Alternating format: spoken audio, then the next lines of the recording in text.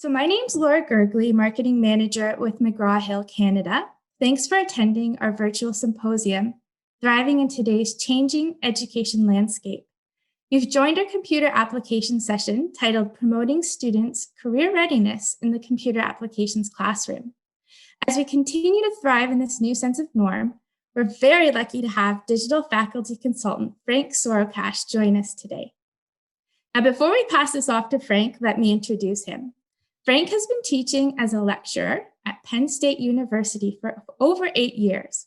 He teaches courses in economics, technology, project management, business strategy, risk management, and marketing. His general focus is on organizational improvement through the development of systems and personnel. So please join me in warmly welcoming Frank. Frank, over to you. Laura, thank you so much. Appreciate you having me here today. And let me get my presentation pulled up. All right, and it's great to be with everyone. So I appreciate your attention today. And I do ask if you have questions to please put those into the chat. We love the interactive ability to go back and forth when people want to engage. So I think it's a very good thing. So please feel free to ask questions. And I'm going to talk first a little bit about me, just 10 seconds of me, because that's enough, Frank. So as Laura said, I'm with Penn State University. I've been teaching in higher education for about 20 years. I also have a corporate background, so I've been on both sides of the spectrum. And that's why I find today's topic so compelling, right? Because we really want to make students ready for the work environment. And I think what I'm going to talk about today does an exceptional job of doing that. I'm going to share my experiences and hopefully give you some ideas that you can walk away with that you could implement back in your environment. That's the goal for today. So the product I'm going to talk about is called SIMnet. That is a McGraw-Hill product. I've been using it since 2016, and it solved a lot of problems for me. I'm going to show you what problems it solved. So when you're an educator and you're looking to enhance your environment, typically that's looking for some solution to an issue that you have. And when you see what SIMnet can do, I think it has a lot of solutions for problems that people might have currently.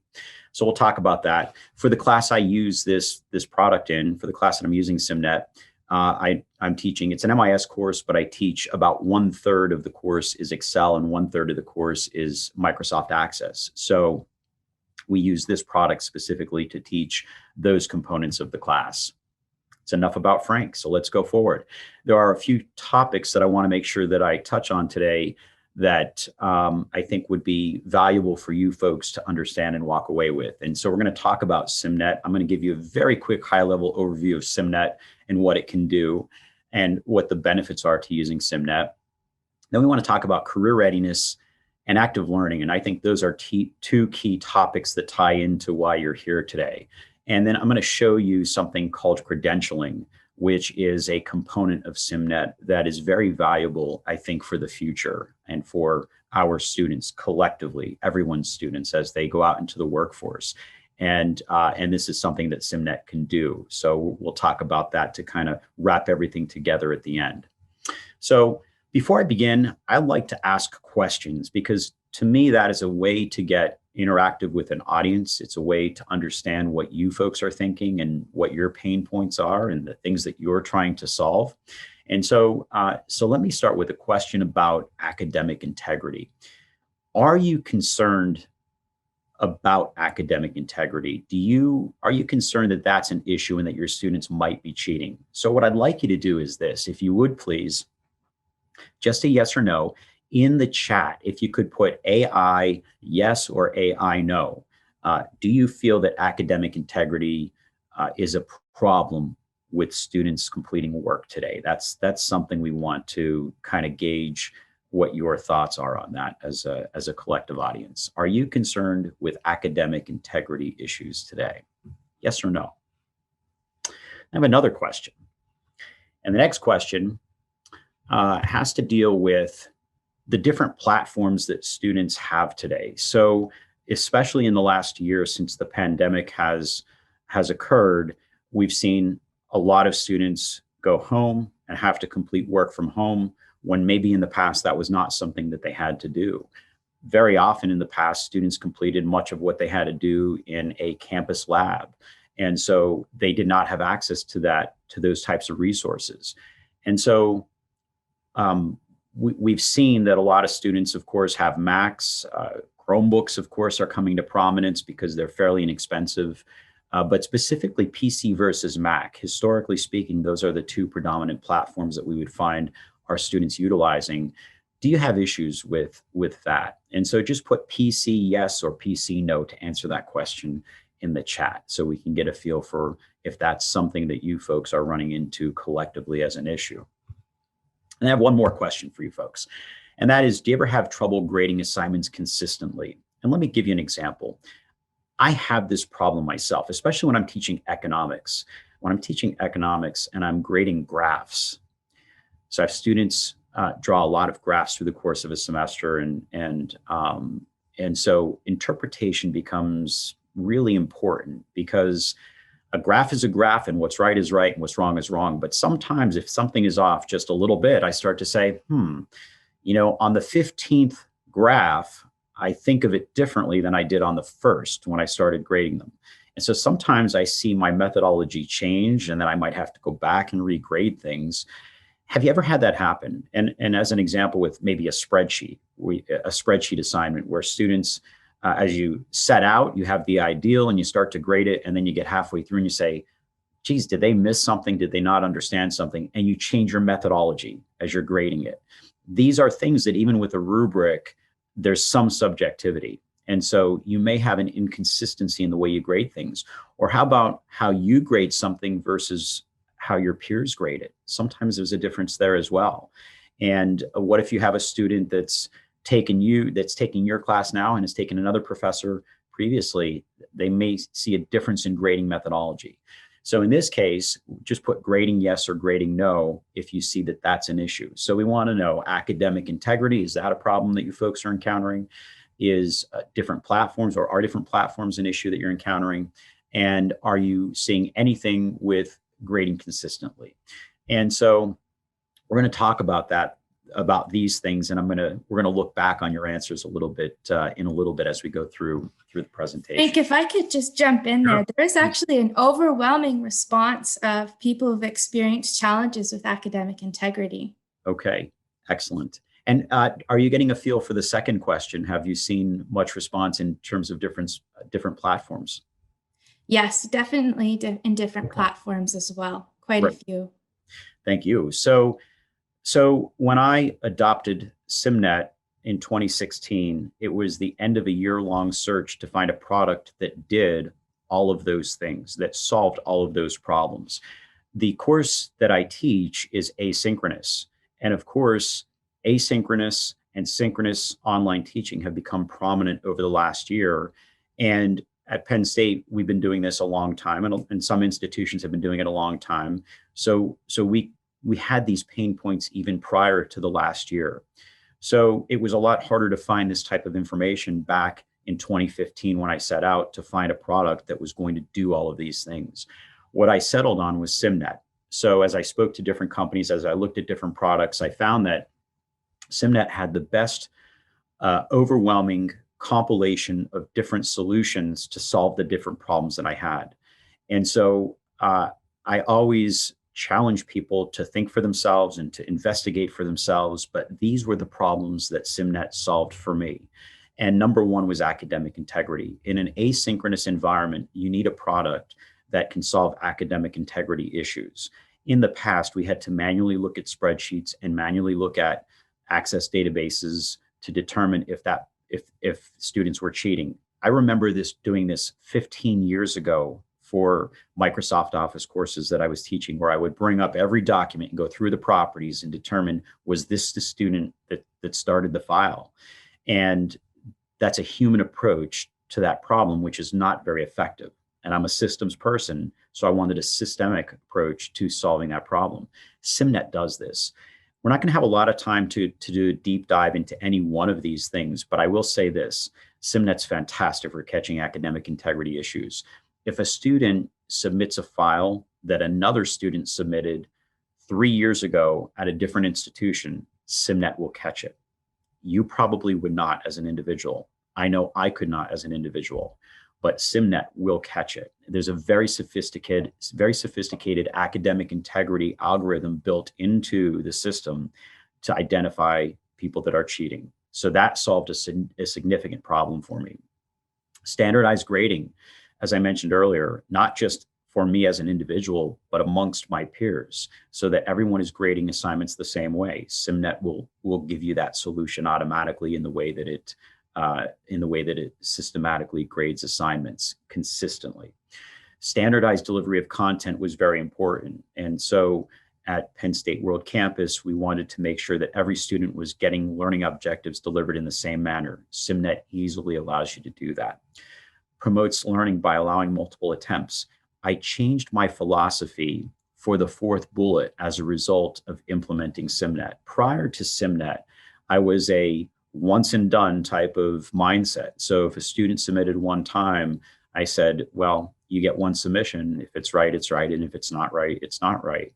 And what SIMnet allows you to do is to accept multiple submissions. And because the grading is automated and it's very fast and students receive immediate feedback, immediately I changed my methodology and said, well, if students can receive feedback and the predominant mindset is to have students learn, then they can go back through a project and complete it multiple times and continue to receive feedback until they get the project as complete as they want. I don't allow unlimited attempts. I still limit them to 3 attempts, but generally speaking, in 3 attempts, a student can make a serious concerted effort to improve their efforts to learn the material, right? Because we learn as doing, especially when we're talking about things like utilizing Microsoft Office. The 5th bullet point, it's platform agnostic. And this was a really critical issue for Penn State World Campus in 2015 and 2016 when we adopted SIMnet. And so the problem we were having back then was students using Macs. And back then, Microsoft Office had different versions, or Microsoft had different versions of Office for the PC and the Mac. Back at that point in time, it was for the PC, it was Office 2013, and for the Mac, it was Office 2011. And those were not aligned closely at the time. And so we were having a lot of problems with students using Macs. About 50% of our students at that time were using Macs. And so we were having a lot of issues trying to ensure that students were getting the right instructions on how to complete an assignment, as well as grading assignments that were coming in from different platforms without really clear identification of which platform it was coming from. At that point in time, SIMnet had already solved the problem of working on different platforms. So when students submitted via a Mac or via a PC, the system was already configured and built to grade those different platforms. And so we solved this problem long before the pandemic. Now, of course, the growth of Chromebooks has changed things a little bit, but SIMnet also has some assignments built for Chromebooks, and they just released those late in 2020 to resolve the number of people that are starting to use Chromebooks. So they have made a fantastic effort to address all of the 3 major platforms that students could be using to complete assignments. I like the idea of standardizing things across a curriculum, right? So it's not just my class, but can we standardize delivery of material for students that are attending a different class? If I'm teaching spreadsheets, there's still a need for a student to understand spreadsheets in an accounting class. And so I can use SIMnet across multiple courses to in a very standard way, teach material pertinent to utilizing Microsoft Excel. So it does a really good job of enabling you to teach students concepts across different courses. When we're moving to new versions of Office, and this is even more important today than it was in 2015 and 2016 when I adopted SIMnet, as we're moving to new versions of Office, it's very difficult to keep up with that. As an example, Office 2019 was the last static version to be released, but Office 365 has an installed version, which is basically a continuation of Office 2019 for all intents and purposes. And quite honestly, that could be updated on a weekly basis. And so there's no way to know ahead of time with with a lot of notice when Microsoft is going to make changes to their platform for Microsoft Office from the install base version. And so by having SIMnet, it is updated regularly. So as updates come out, it gets updated in the materials. SIMnet has a very regular update methodology. So you're not having to wait till the end of the quarter to get an update. If something significant changes in the ribbon today, within a week or 2 weeks, you'll see that implemented within SIMnet. So the update process for SIMnet is very fast when it comes to things like the ever evolving Office 365. There's great technical support for students. I have a lot of assignments due on Sunday. So students are calling technical support to get assistance if their computer isn't able to open a file. Let's say they download an Excel file and they can't open it. They can call SIMnet support. That takes a lot of the weight off of me for students to effectively get the help that they need, even on weekends, nights, anytime throughout the week. And just generally speaking, great support from McGraw-Hill. So I spent a lot of time on this from a very high level. So I haven't gone into great detail on all of these items. Some of these are, having support is an individualistic type of thing. What I want might be different than what you want, right? So that can change from person to person. But the reality is this: I can be fairly demanding at times. I need things done when I need it done, and I've always had fantastic service and support to get the things that I need in the timely manner that I need them. So that's going to change from individual to individual. However, the fact that it's platform agnostic, everybody needs that today, right? That's going to be specific to everybody who's an educator, because we're all stuck in an environment now that is a very dispersed environment. So those are the things that I found helpful. If I've talked about something that you want to know more about, just throw it into the chat. And when we get to the end of the session, we'll take a few minutes and we'll address whatever questions you folks might have. So I want to talk quickly about benefits, and I'm just going to focus. This is a bunch of benefits that we get as an institution, that my students have, that I have as a faculty member. But there's 3 things that I want you to kind of walk away knowing for sure about SIMnet. So number 1 is there's a lot of access to best practices. What you're listening to today is, in a way, a form of best practices, right? And we may get information from each other through these types of events. But this is just one example. If you're trying to develop a course and you need help, you can call up McGraw-Hill and say, I need help on this course utilizing SIMnet. So it can be very, very detailed and granular assistance pertinent to whatever you're trying to accomplish. The ongoing development of tools and features. I mentioned one just a few minutes ago, which was the development of some tools for Chrome, for grading Chrome materials, for grading materials for grading materials completed on a Chromebook. But we're going to talk about badges, digital credentials, a little bit later, and that's something that is relatively new to SIMnet. There's all sorts of new cool features all the time being implemented in SIMnet. So if I were to sit down with you today and then sit down with you again in a year from now, I might be talking about different things, because they're always evolving the platform to have the latest and greatest things that students are needing to have to be effective as they enter the workforce.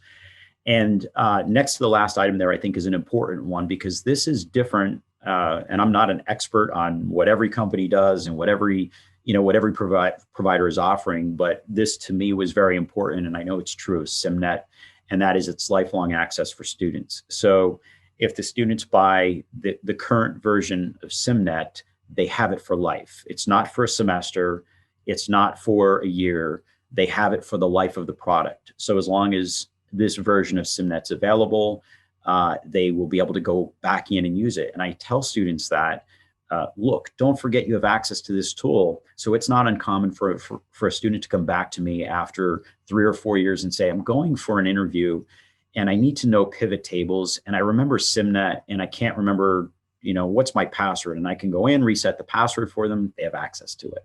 So that, I think, is very critical. And that can also lend you some assistance when you're trying to develop materials, maybe across a curriculum, right? So these things are not necessarily independent benefits from some of the things that I've talked about. These things can tie into each other. So that's a little bit about SIMnet from a very high level. At a very granular level, SIMnet has strong management components. So you as a faculty member can go in and update assignment due dates. I love the ability to go in for students that need, let's say they've got they have a special need and they need additional time. One setting changes it for all assignments. In fact, it's better than most learning management systems that I've worked with. It's very simple to give students an accommodation using SIMnet, and they're always improving on those things. So the management features are fantastic for faculty. There are several components which I'm going to walk you through, and those are lessons, exams, projects, sim books, and grade books. And I just want to show you a few of those from a very high level. Basically, the lesson is the book. Think of it that way. So when you're going through a lesson, you're going through the book. What was important to me when I adopted it is I had a certain point at which I was delivering different topics. I didn't want to use the order of the book in which the book came. I wanted to rearrange it. Lessons allow you to do that on a learning objective by learning objective basis. So you can rearrange the book in any way that you want to deliver a topic on the timeline that you want to deliver that topic. You don't have to follow the order of the book.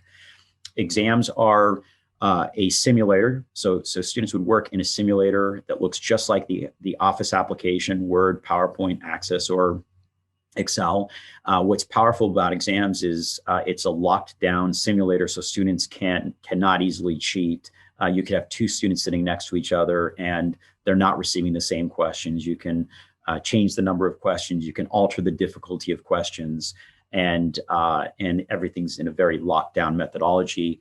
What's also good about exams is if you have students that are using Macs, but you want to teach Access, because it's taking place in the browser, you can teach Access to students with Macs because exams are working in the browser. The simulator is taking place in the browser. And then projects are actual files that students work within with specific instructions that they have to follow. And it's a real world type environment. They're given a scenario that they have to follow. So this is what the management console looks like in SIMnet. Just to give you a very quick look at it, it's fairly intuitive. Once you use it for a week, it's super easy to use. And through this interface, right on this screen, though you can't see it, I just took a snippet of it. You can change due dates. You can change all sorts of features. You can change the number of points value, all sorts of stuff you can change at a glance. When going into a lesson, it looks just like I ripped a page out of a book, essentially. That's what you're seeing here. So is a lesson. What's great about the lessons is not everyone learns in the same way, right? We all have different learning styles. Some of us are visual. Some of us are tactile. Some of us are audio. And so you can see in the top left corner of the screen, show me, guide me, let me try.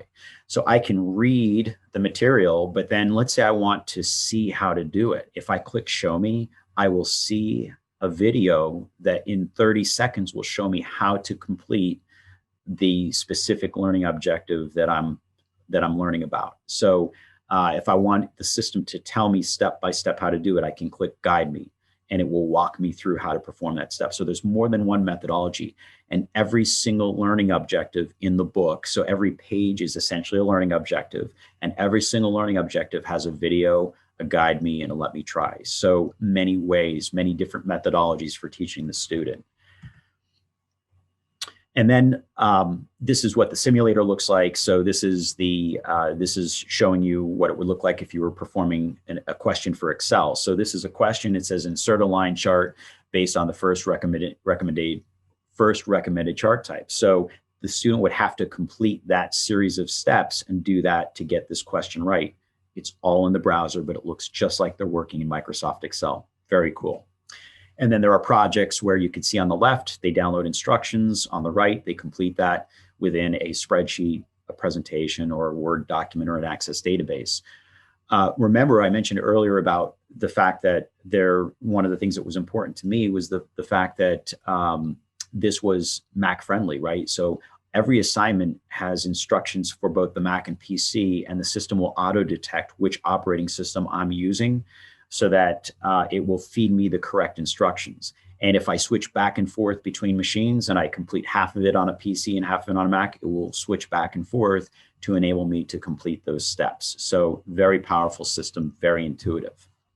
So why is all of this important? Why is SIMnet an important product? I want to take a step back and talk about career readiness and show you the way that SIMnet will, or at least discuss the way that SIMnet will do this. So what's important today from a career readiness standpoint is that companies want to know that individuals can do what they say they can do. This is probably the number one issue that employers have. Frank comes to me and he wants a job and I can't prove that he knows what he says he knows, right? So that's a risk that employers have when they're hiring someone. And so SIMnet has some things which we'll show you in a little bit that might alleviate some of that uncertainty that an employer could have. We know that career readiness needs to look at the job market. So certainly things like Excel are in great demand, but we also need to know what the needs are of individual organizations. And so let's say I'm a college that's working with a local company and their needs are a little bit different than maybe the rest of the industry. With SIMnet, I could tailor how I deliver lessons specific to what a certain organization might need. And so it's very, very easy to modify that type of an approach. We know that students need to have skill sets that can be identified.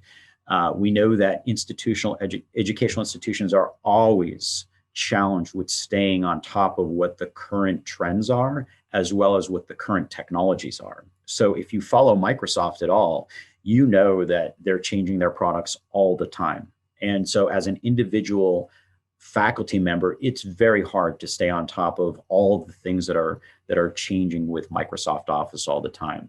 And so it's critical to have an ally and a product that's going to help you do that so that you don't have to stay on every nuance.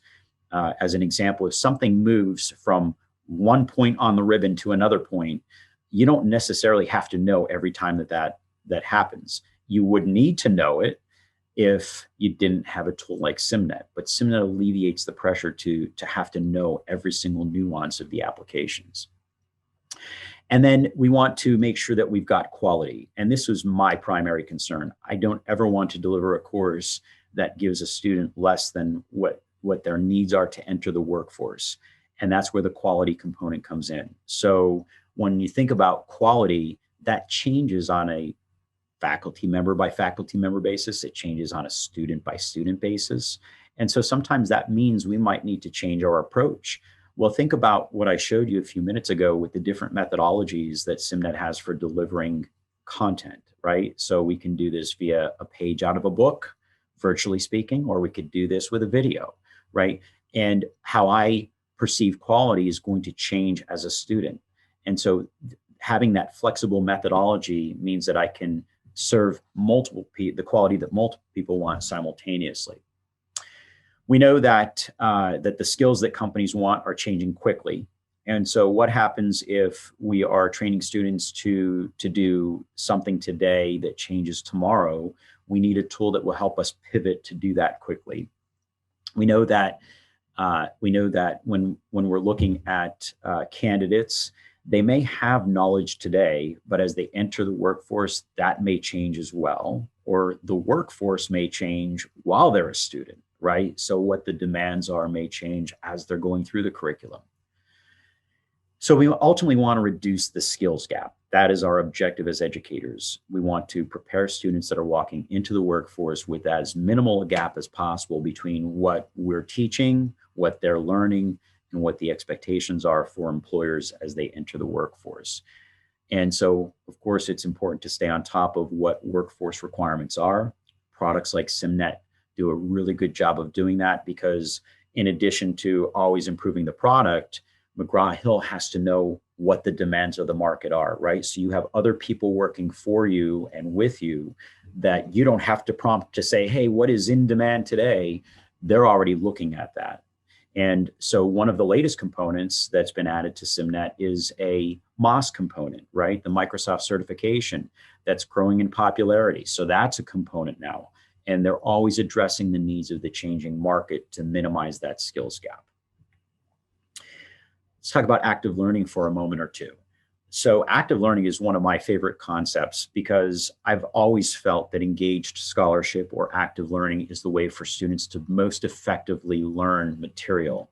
Whatever I've taught in the past, whether it was strategic management, project management, Microsoft applications, I've always felt that it's critical for students to get in, to get their hands dirty with whatever the topic is, and that's going to be the best way to learn how to do that. What's great is SIMnet is going to give you multiple methodologies.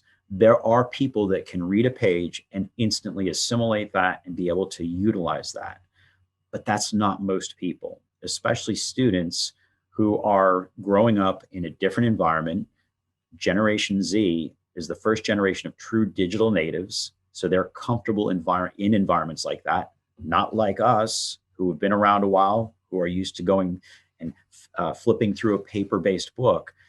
Today's students are much more savvy when it comes to digital tools. And so their ability to learn has been altered based on these changing methodologies. So they like things like video. They like things like interactive, enhanced simulation type environments. And so that lends itself well, quite honestly, to what their needs are. The fact that we need active learning tools has always existed. And the reality that students today are comfortable in these types of environments makes it very easy to present them with these types of opportunities. We know that students perform better when they have the opportunity to engage in the information they're learning. So instead of just reading about how to do a pivot table, when I have to do a pivot table, my mind's going to work in a much different way to force myself to learn how to do that. Active learning engages the brain in different ways. And learning, alternating between learning and doing is a really important way to teach students. And let me kind of give you an example that I'm working on currently. So historically, I've used SIMnet for an asynchronous environment where there was minimal touch points with a student. And so having these multiple methodologies was critical. But last year, in the spring of 2020, I happened to be teaching this same course, this Excel and Access course, Resident Instruction. And the pandemic hit. And when the pandemic hit, we went to a synchronous online environment. When I moved from asynchronous in the prior semester to synchronous, so when I moved from asynchronous in fall 2019 to synchronous to Resident Instruction in spring 2020, I didn't change anything in SIMnet. The methodology, the general approach was exactly the same. The difference was I was standing in front of students talking to them. When the pandemic hit and I moved from a Resident Instruction to a synchronous online environment for the last half of spring 2020, I changed nothing in SIMnet. The content was still delivered in the same order, utilizing the same tools. The only difference was the way I was interacting. I didn't have to change SIMnet. I only had to modify very slightly the way I interacted with students. And so that's what's great about SIMnet and tools like that, is it makes it very easy to alternate between these methodologies, because whether it was asynchronous, Resident Instruction, or synchronous, I still had students reviewing the materials, watching the videos, doing the exams, and doing the projects. And so let me show you what that looks like from a model standpoint, right? So this is an active learning model. And generally the way that this works is we learn and then we do, right? So historically, we probably would have read and then we would try it a little. And then we might read a little bit more and try it a little bit more. And what's great about SIMnet is the way I've inserted myself into this process is I can allow students to go through the material and learn. So they can go and read the book ahead of time. I can have them take an exam and see how much they've learned of the material. Then I can come in and teach, and then I can test them again with a project. So with these different methodologies that exist in one tool, I'm a component of the overall process. But what this would have looked like 10 years ago, before I was using SIMnet, when I was teaching this Resident Instruction, I was at the very beginning of the process here. I was teaching it and having students do it. And it flowed much less smoothly than it does today, because I've changed the order in which I deliver content and deliver activity, and change that in kind of a cyclical manner that looks like the bottom row here that just makes everything flow very smoothly. So makes it much easier. So I usually will dedicate a portion of class for students to work on projects or work on exams while I'm sitting there if in a synchronous or a resident instruction environment, and I'm able to answer questions. And then when I actually get to the point of reviewing the material, they say, yes, I remember reading that, or I remember doing that in the exam. So this tool allows for a much better active learning scenario than just going up, standing in front of people, talking for a few minutes and saying, go do it. This allows for a much more sophisticated methodology. Frank, yes. If I may ask a question, did this assigning the SIMnet component prior to a lecture or prior to a class, did that help with student engagement issues that you may have had at the class? Yes, absolutely. Thank you for asking that. So as an example, last night I had my synchronous online Excel class. And so they had already had to read the lesson, read the material, the book. They had already gone through an exam. So I'm at the third point here on the bottom row where I'm instructing.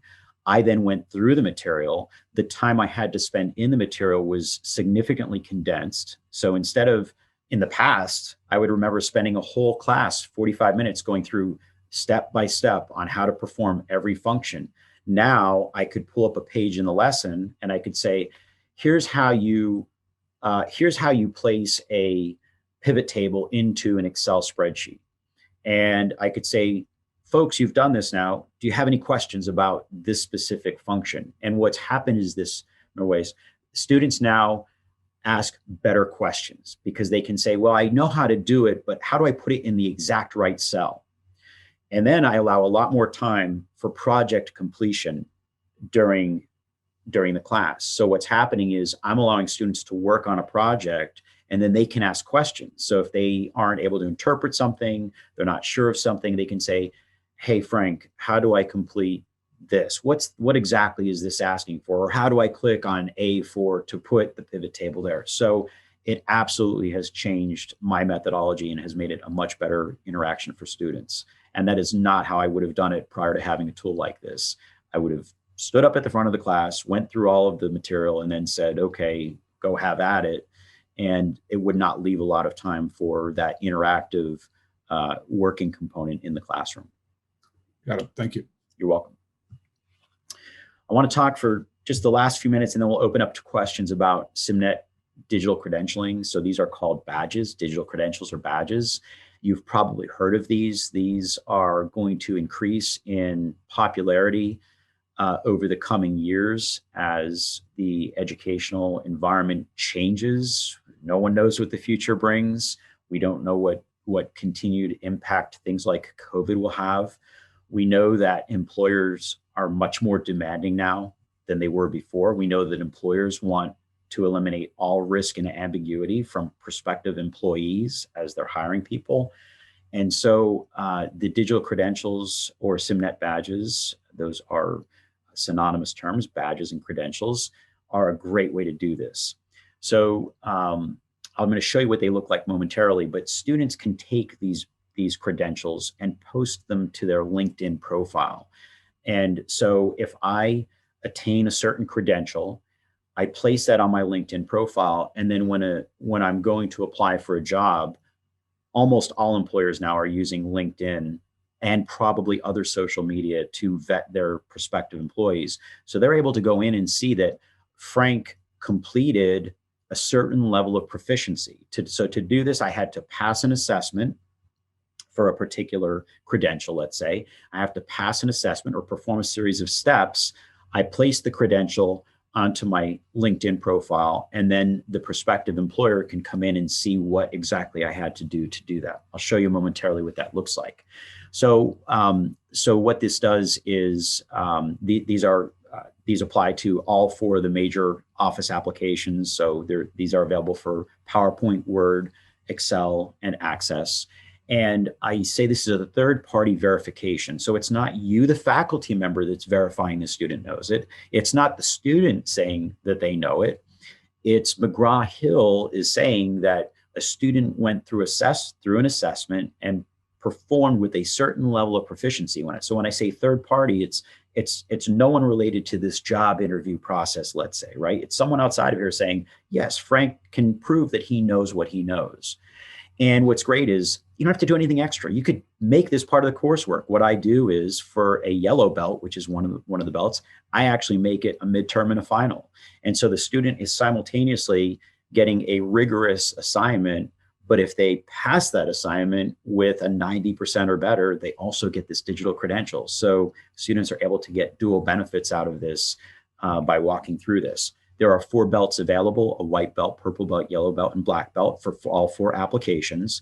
White belt means that the student went through the 4 introductory chapters for each of those applications, and they basically performed the basic function. They tried every one of those learning objectives.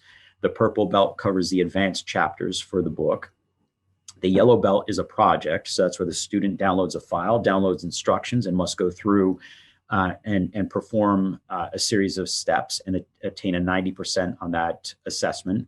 And then the black belt is a very, very complicated simulated exam that students must complete with a 90% proficiency. And quite honestly, my students can't get past it with a 90% on the first try. It's very hard. So to get the black belt is a great accomplishment. It typically takes a few tries to be able to do that. So those are what the credentials look like. I got the yellow belt for Excel, and this is what it looks like on my LinkedIn profile. So if you click through, you can see the certificate, the digital certificate. This is what an employer would see. And then as they click through the credential and they get into the details, they can see specifics related to this. They can see that I completed this on May 2nd of 2020. And while you can't see this on screen here at the very bottom where it says show more, if I click that, you would see the list of skills that are related to attaining this digital credential. So there's probably about 35 skills that are listed there. And so the employer would see that, oh, Frank performed at a level of proficiency for these 35 skills and can verify via a third party, in this case, the digital credential or McGraw-Hill, that he knows what he's saying he knows, right? There's some proof that he's attained that level of proficiency. For some students, I apologize for butting in, but we are getting very close to 1:45. And I know that you're just about to wrap up. So this is it. We actually did get a question from the audience. So I'm wondering if maybe just for the sake of time, yes, we could get to that question, if that's okay with you. One last thing I want to say on credentials. Please. This is the last slide. They are free. They cost nothing for the student. They cost nothing for the institution. It's included with SIMnet. So when they purchase SIMnet, which again has a lifelong license for the student, the credentials come automatically when they achieve them. I just want to make sure I said that. Laura. Thank you so much. Absolutely. Thank you, Frank. That was amazing. I do have a question here from Howard. It says, hi, Frank, can you create your own exercises in SIMnet? Do you have an example that you might be able to share? You can alter the way that you use existing exercises. So let me clarify. For exams, so everything in SIMnet is fully automated. It's all self-grading. And so SIMnet has preloaded everything, but it's got a lot of materials. It has projects from the last 3 series of books. So there's a lot of there are hundreds of projects to choose from. So there's not a limited pool here, but you are limited to the materials within SIMnet. That's what allows for the auto grading. Now you can also upload your own, but they will not auto grade. So the auto graded material is what's already loaded into SIMnet. And there's a longer answer than that, but in the time I have, that's the most succinct way to answer it. You know what? Howard actually did have a follow-up question there. He asked if you can upload your own exercises and include them on your tests to students. So that definitely answered. Yeah, and to be clear, yes, you can upload material. You could actually use SIMnet as an LMS if you needed to. It's very, very sophisticated and has a lot of capabilities. So you can add materials into it, but the auto grading feature will not necessarily work on any projects that you add to SIMnet.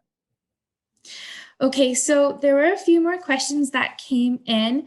Unfortunately, though, we are at the top of the 45, and it is a BEC virtual symposium, so we've got to move on to the next, and hopefully our audience members can join us there. But what I did want to say is thank you so much, Frank, for facilitating our great session today. I also wanted to thank our audience members for taking time out of their busy schedule to learn about the new ways to thrive in their computer applications course. So if there are other questions that our audience members do have, please feel free to email me. My email is laura.gergley@mheducation.com. And, we can take the chat offline and we can continue the conversation about all things SIMnet. Laura, you can forward those questions to me. I'll answer them back and send them back to you. So any questions you folks have, send them to Laura and I will make sure they get answered. That would be lovely, Frank. Again, thank you all so much for coming out today. The last note I have is just to be well and have a great end to your winter semesters. Take care. Thank you.